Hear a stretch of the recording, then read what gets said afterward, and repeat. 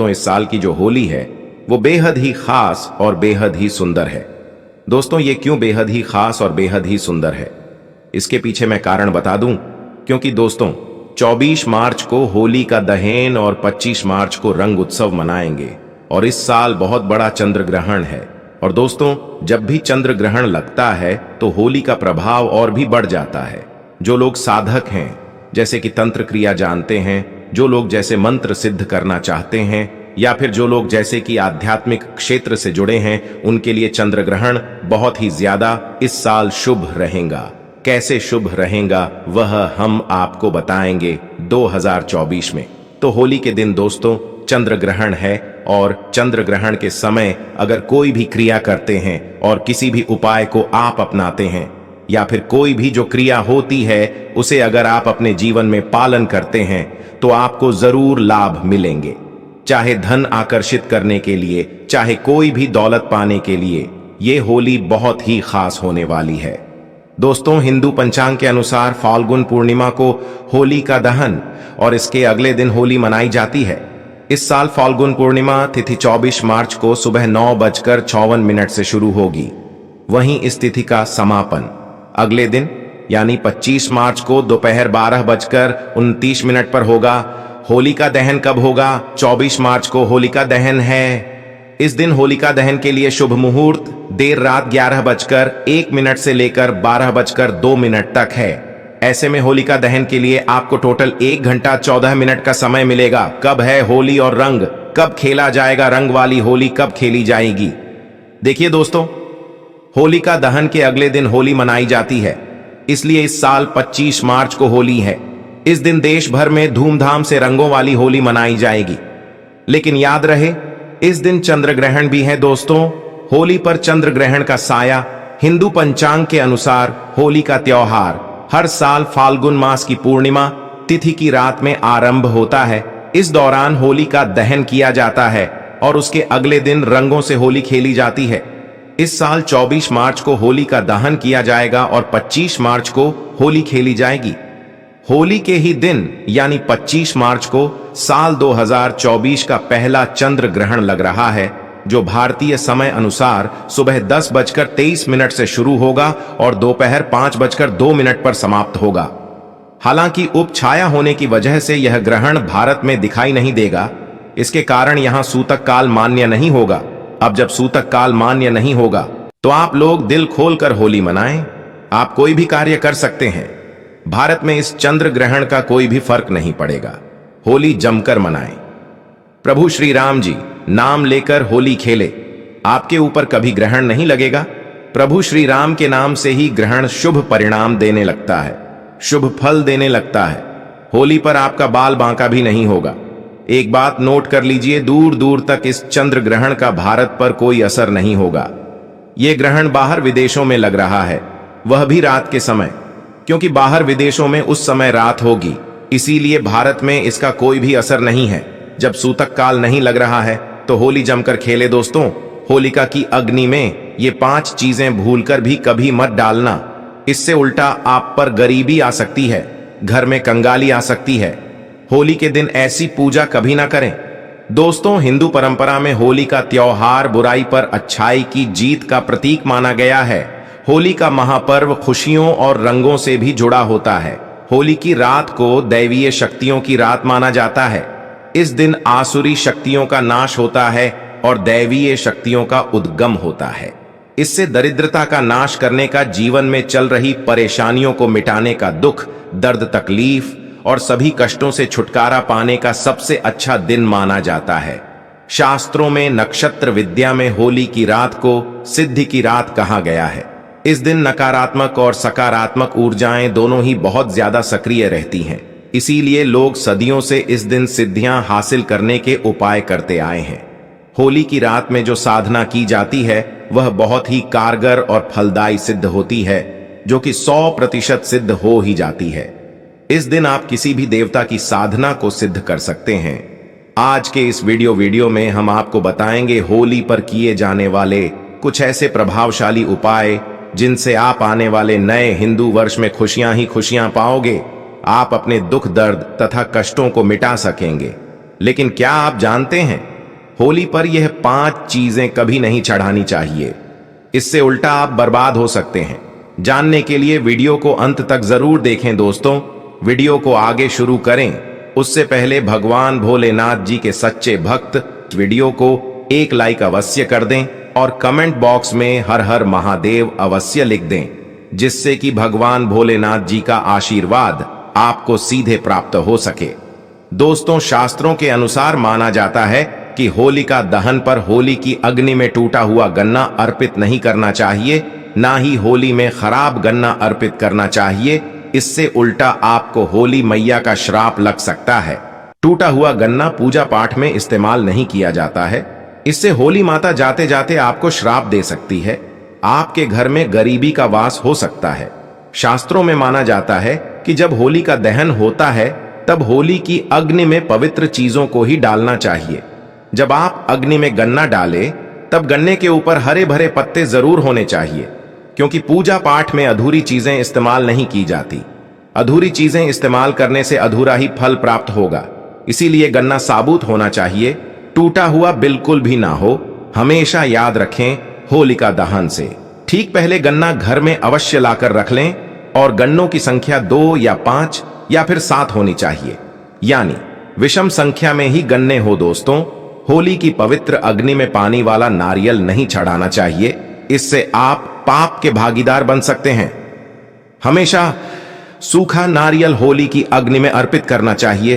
पानी वाला नारियल अग्नि के अंदर भूलकर भी ना डालें। सूखे नारियल को अग्नि में डालने से पहले इस पर पूरे परिवार का हाथ अवश्य लगा लें। इससे होली माता जाते जाते आपको धन से माला माल बनाएंगी, आपकी गरीबी को साथ ले जाएंगी। पानी वाला नारियल आप पूजा के दौरान फोड़ सकते हैं, लेकिन अग्नि में कभी मत डालना। सूखा नारियल अग्नि में डालने से होली माता आपकी सभी परेशानी को अपने साथ लें जाती है और अग्निदेव भी प्रसन्न हो जाते हैं। अगर आपके मन में बुरे ख्याल आते हैं, अज्ञात भय आपको सताते रहते हैं, तो होलिका दहन की पूजा के दौरान एक सूखा नारियल काले तिल और सरसों को लेकर अपने सिर पर 7 बार घुमा लें और इसे अग्नि में डाल दें। आपकी चिंता होलिका मैया हर लेंगी। दोस्तों, माना जाता है कि होलिका माता को घर में बनाए भोग अति प्रिय हैं। आपने अपने घर में जो भी बनाया है माता को अवश्य अर्पित करें, लेकिन याद रहे, गुजियां चढ़ाते समय देख ले कि गुजियां की संख्या 3 नहीं होनी चाहिए। या तो 2 चढ़ा दें या फिर 5, 7 या फिर 11 या 21 चढ़ा सकते हैं, लेकिन गुजियाओं की संख्या 3 नहीं होनी चाहिए। ध्यान रहे कि एक गुजिया भी नहीं चढ़ाना चाहिए। होलिका दहन में आप बर्फी का भोग लगा सकते हैं और जल अवश्य अर्पित करें। होलिका दहन में गाय के गोबर से बने उपले अवश्य डालने चाहिए। दोस्तों, होली की अग्नि में आप हरा चना, गेहूं की बालियां, कोई भी नई फसल अवश्य अर्पित करें।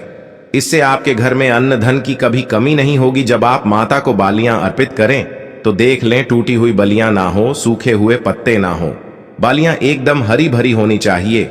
होलिका दहन की अग्नि में सूखी बालियां चढ़ाने से पाप लगता है। दोस्तों, शास्त्रों के अनुसार बताया जाता है कि किसी स्त्री को मासिक धर्म आ जाए तो उसे होलिका दहन की पूजा किसी और से करवा लेनी चाहिए। आप पूजा का वैसे ही पालन करें जैसे आप करते आए हैं, लेकिन मासिक धर्म के दौरान होलिका दहन के पास नहीं जाना चाहिए। आप दूर से होलिका दहन देख सकते हैं और आप किसी और से पूजा पाठ करवा सकते हैं।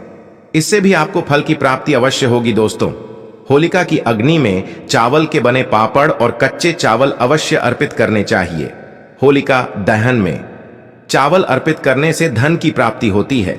इससे आपके घर की गरीबी नष्ट हो जाएगी। कचरी, पापड़ आदि होलिका दहन में अवश्य अर्पित करना चाहिए। इसे होलिका दहन से पहले झूठा नहीं करना चाहिए। जो आपने कचरी, पापड़ आदि बनाए हैं उन्हें होलिका की अग्नि में अवश्य अर्पित करना चाहिए। इससे आपके घर में धन की कभी कमी नहीं होगी। दोस्तों, माना जाता है कि होलिका दहन से पहले होली की अग्नि में बगैर अर्पित किए गुजिया नहीं खाना चाहिए हैं और अपने परिवार में सभी सदस्य एक दूसरे को गुजिया अवश्य खिलाएं। इससे आपसी प्यार मजबूत हो जाता है। माता को भोग लगाने से पहले गुजिया झूठी ना करें। जब आप पूजा वगैरह कर लें तब उसके बाद आप गुजिया खा सकते हैं। हमेशा याद रखें, माता को गुजियाओं का भोग लगाने के बाद कन्याओं को गुजिया अवश्य खिलाना चाहिए और दक्षिणा भी देनी चाहिए। इससे नव दुर्गा तथा माता रानी का आशीर्वाद प्राप्त होता है। दोस्तों, इस दिन गाय को भोग अवश्य लगाना चाहिए। इस दिन आप गाय को गुजिया वगैरह अवश्य खिलाएं। गाय माता को मीठा भोग खिलाने से कई जन्मों तक पीढ़ी दर पीढ़ी राज करती हैं। इससे सभी देवी देवताओं को भोग लग जाता है। इस दिन आप कुछ करें या ना करें, लेकिन गाय माता को गुजिया का भोग अवश्य लगा दें।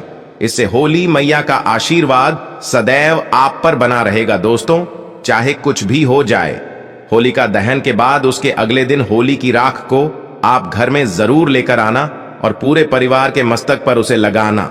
इस राख को आप काले कपड़े में बांधकर हमेशा घर में संभाल कर रखें और छोटे बच्चों के मस्तक पर इसे तब लगाएं जब उन्हें नजर दोष लग जाए।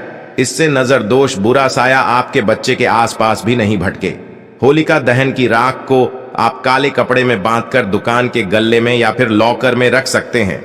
इससे धन में बढ़ोतरी होती है। इससे आपके धन को किसी की बुरी नजर नहीं लगती। होली की राख से आप काफी कुछ कर सकते हैं, जिससे आपके घर में धन दौलत सुख समृद्धि की प्राप्ति तथा नकारात्मक ऊर्जा नष्ट की जा सकती है। दोस्तों, माना जाता है कि होली के दिन कोई भी सफेद चीज कभी किसी से नहीं लेनी चाहिए। इस दिन टोने टोटके प्रभावशाली रूप में कार्य करते हैं। इस दिन सफेद चीजों का इस्तेमाल करके सबसे ज्यादा टोने टोटके किए जाते हैं। इसलिए ऐसी कोई भी चीज स्वीकार करने से आपके ऊपर कोई काला जादू हो सकता है। इस कारण होली के दिन आप सफेद चीज भूलकर भी किसी से मत लेना। दोस्तों, हमारे वेद पुराण बताते हैं कि होली खुशियों की सौगात लेकर आती है, प्यार का प्रतीक मानी गई है। होली ऐसे में इस दिन मांस मदिरा का सेवन नहीं करना चाहिए। जो भी व्यक्ति होली पर मदिरा का सेवन करता है, मांस का सेवन करता है, तो उसे अगली योनि कुत्ते की मिल जाती है। ऐसा मनुष्य पीर ही दर पीर ही नरक की यातनाएं भोगता है। शास्त्रों में वर्णित है कि भगवान श्री कृष्ण जी को होली का पर्व अति प्रिय है। इसीलिए इस दिन कोई भी ऐसा कार्य नहीं करना चाहिए जिससे भगवान कृष्ण क्रोधित हो जाए। होली पर गाली नहीं देनी चाहिए, स्त्री का अपमान नहीं करना चाहिए, सुबह जल्दी बिस्तर छोड़ देना चाहिए। होली के दिन ज्यादा सोना नहीं चाहिए। होली के दिन पवित्र पर्व पर सहवास नहीं करना चाहिए। इस दिन स्त्री से दूर रहे। पुराणों में उद्धृत है कि इस दिन हर किसी को होली अवश्य खेलनी चाहिए। होली का रंग कई प्रकार की नकारात्मकता को अपने आप नष्ट कर देता है। इसीलिए जो मनुष्य सच्चे दिल से होली खेलता है, उसके ऊपर होली मैया का आशीर्वाद सदैव बना रहता है। होली एक पवित्र त्योहार है। इसे अपवित्र करने वाला व्यक्ति सदियों तक कृष्ण भगवान के श्राप का भागी बना रहता है। इसीलिए होली का पर्व सच्चे दिल से तथा सच्ची श्रद्धा के साथ ही मनाना चाहिए। दोस्तों, होली के दिन इन खास चीजों को लाना ना भूले। मात्र ये कुछ खास चीजें होली के दिन लाने से आपके जन्म जन्मांतर की गरीबी मिट जाएगी। दोस्तों, वास्तुशास्त्र में कुछ ऐसी चीजों के बारे में बताया गया है जिसे होली से पहले घर पर लाना बहुत ही शुभ होता है। इसलिए होली से पहले आप अपने घर पर इन चीजों को जरूर लाएं। आप इन चीजों को होली के बीच इन चीजों की खरीदारी कर सकते हैं। इससे माता लक्ष्मी जी की कृपा बनी रहेगी और पूरे साल आपके घर में सुख समृद्धि होगी। चलिए जानते हैं इन खास चीजों के बारे में। दोस्तों, नंबर 1, तोरण। हिंदू धर्म में तोरण या बंधनवार को बहुत ही शुभ माना जाता है। पर्व, त्योहार और शुभ मांगलिक कार्यों के दौरान मुख्य द्वार पर तोरण लगाए जाते हैं। मान्यता है कि इससे नकारात्मक ऊर्जा खत्म होती है और घर पर सकारात्मक ऊर्जा का प्रवेश होता है। घर के मुख्य द्वार पर तोरण लगाने से माता लक्ष्मी जी का आगमन भी घर पर होता है।